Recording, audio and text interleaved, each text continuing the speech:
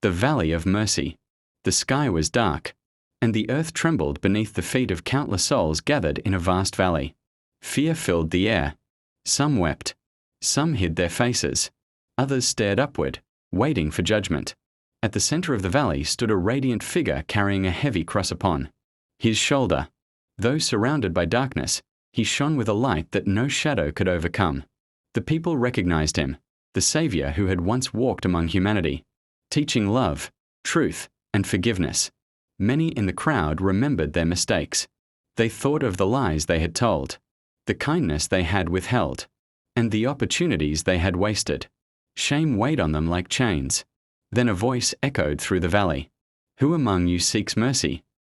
Hands slowly rose from the crowd. One by one, people stepped forward.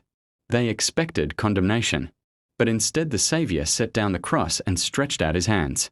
"I carried this burden so you would not carry yours alone." The valley grew silent.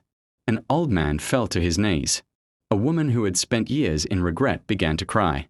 A young boy looked up with hope for the first time. The Savior's light spread across the valley, reaching every corner of darkness. The chains of guilt began to break. Fear gave way to peace. Those who accepted his mercy found the courage to change. The proud learned humility. The bitter learned forgiveness. The lost found purpose. And as dawn finally broke over the valley, the people realized an eternal truth. Darkness may surround the world, but a single light of grace is stronger than it all. The night of the struggle. The wind howled across the lonely hill as Eli walked beneath a sky filled with dark clouds. His heart was heavy.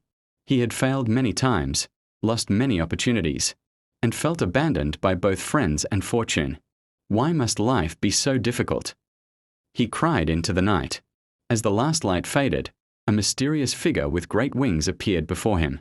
The angel's eyes shone like stars, yet its face was stern. "I have heard your complaints," the angel said. "But do you truly desire the strength you pray for?" Eli nodded. Without warning, the angel seized his arm. A fierce struggle began. Eli fought with all his strength. Hours passed. He fell, rose again, and refused to surrender. His muscles burned, and every breath felt like fire. "Let go," said the angel as dawn approached. "I will not let go," Eli replied, "until I understand why I suffer." The angel stopped struggling and looked into his eyes. "You prayed for courage, so life gave you challenges. You prayed for wisdom, so life gave you mistakes. You prayed for strength, so life gave you burdens to carry." Eli stood silent. The blessings you seek are hidden inside the battles you try to avoid. As the first rays of sunrise touched the horizon, the angel placed a hand on his shoulder. "From this day forward, stop asking for an easier path. Become a stronger traveler." The angel vanished into the morning light. Eli walked down the hill with a limp from the struggle, but his spirit had changed. The road ahead was still difficult, yet he no longer feared it, for he had learned that every battle carried a lesson, and every wound could become a source of strength. The hand above the storm. The sea was angry that night. Waves crashed like mountains, and the small fishing boat groaned beneath the storm. The disciples fought with all their strength, pulling ropes and shouting over the thunder. Rain struck their faces like stones, and fear filled their hearts. "We are going to die." One cried. Then, through the darkness, they saw a figure walking across the water. At first they trembled, thinking it was a ghost. But the figure drew closer, calm in the middle of the raging sea. A soft light surrounded him, brighter than the lightning above. It was Jesus. "Do not be afraid," he said. "I am here." Peter looked at him with shaking faith. "Lord, if it is really you, call me to come." Jesus stretched out his hand. "Come." Peter stepped onto the water. For a moment, he walked above the storm. But when he looked at the giant waves instead of Jesus, fear entered his heart, and he began to sink.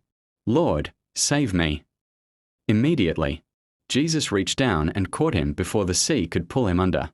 The storm still roared, but Peter felt peace the moment Jesus held his hand.